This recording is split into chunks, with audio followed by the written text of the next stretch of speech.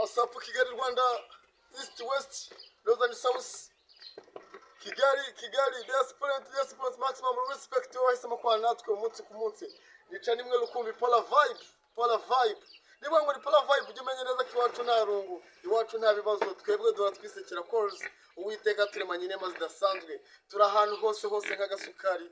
Mbega turaza nidushirayo turi metero kuzindi. Ubyumve ngo ibitwandika na amateka. Hello, what's up? Mwari mukumbuye. Big time. Nababwiye ngo nzajya mbatamo. Cyogeje, what's up? Biradondeka se? Suza bari abantu bane. Dore ko suza bari sinabanza ngashyiramo rinete. Banza bafungire. Mumeze mute. Ni cyogesho muri kumwe. Babwiye ngo bakore subscribe. Sibabyumva. Oya babwiye. Babyumvise. Akundi cyoge. Tugewe nabwiye ngo tuzatugera tugana ama episode. Ubundi cyogesho ni muntu gani ni muntu ki? Wewe ndwindeba. Ndeba abanyarwanda. Erega buriya jewe kureba impapuro biranshimisha mbashaka kumureba. Impamvu mwebwe nanga kubareba niyi. Nago muranyumva neza. Nagukanda kanyiye. Wapi. Barabyanze bararembeye. Mundemere. Mundemere nzajya mbareba. Ariko mugiye mutarandemera kubareba ne mapora. None se. What is it? Jewe. Burasa sinagarukiye mu mbere na. Mu mbere secondaire primaire. Primaire. Ubwo uzi gusoma? Uzi gusoma?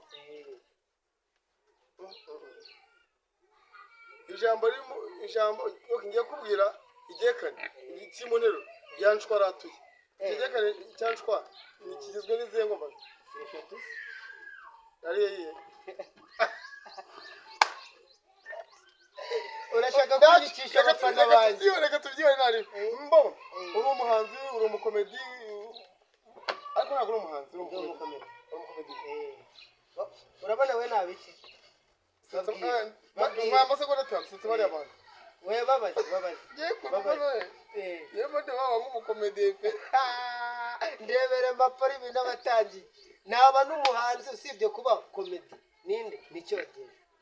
Sample gira ajya dukubita kamwe freestyle. Freestyle nyine imirongo tumanukiye mu kumirongo. Yawe ariko apana bya nibyo barimo kugenda umva n'utuzo. Imirongo yanje.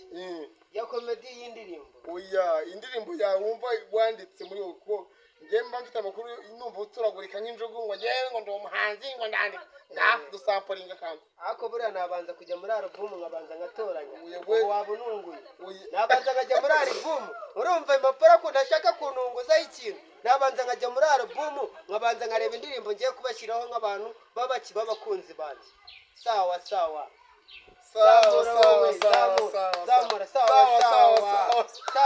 Zamura kuri cyogesha abanza gushwanya ngo zamura. Niye ndimbo mvukunda. Washobora kuri muri kwe. Ni nyinshi cyane. Mu rugero rw'imwe nyine. Ngera ko ntabwo uzajya mutindana. Iminota 5 uri kuri Pola Vibe uganiriza abanyarwanda nta kintu bitwaye. Sawa. Ngaba ari kumwe n'amashumi gasetera hayizitera jamo nagasezera gicupa riramanuka ikofi kananuka kandi ntago yareka ku mutwe utajegera ngiye shiri watagira guhamagara ho magatera kina madaba mutera shizitimbati nanga imbeho munda kwimuka izigamira sigahunda niba byakunda neza kashisho tuzaba dupanga imbeho munda yiwe nishira ntimubutita bamubwira ibyo kwizigamira nk'ubutita yamani Ogiye ukini amakuru. Sawa. Abantu mwema kucyogesha atabizi. Ntacyo mwe mwamenye. Ariko abemera kabizi turi kumwe. Cyoge wallahi byatari kabwiza ko. Birakocoka? Washa ndiye numva bidundika byatari. Biradundika fo. Amapura abayaje. Mujye mubanza murebe imyambaro abahagaze fo. Fighters abayaje yabiteguye. Amapura ukabyara. Kamera tubwire nyemba muzanye tuzagenda rwose. Iminota 5 nishiga umubwire. Hanyuma umva twabanje kujyokinga kugira ngo dushe n'abantu muri Vibe. Urateganya iki ku mwaka urangiye? Umwaka ndimo ndateganya buriya. Iwo warangiye. Itakuze ntabwo uzabikora ndetse gansiga ukwezi kumwe. Ntabwo nzabikora buriya nyine ibyo ngiye gukora nibyo umwaka ugiye uyu nguyu tugiye gutangira. hari akaririmbo cakarangiye kubatamo nyine nk'abakunzi banje nkakabahereza bakabanza bakagafatamo bakakumva. So noneho hari n'akandi k'akavibe nateguye ko kuzabereka mu minsi ishize karyoshye.